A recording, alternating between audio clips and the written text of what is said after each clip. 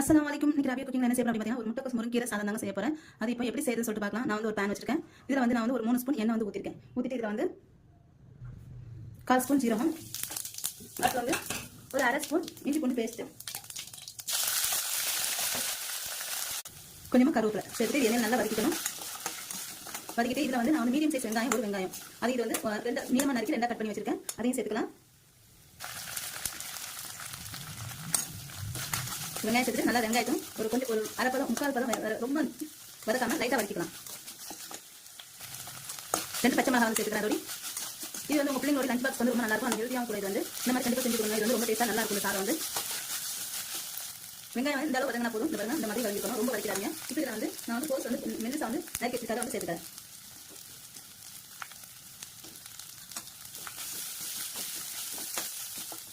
ஒரு கைப்பிடி கோஸ் வந்து முட்டை கோஸ்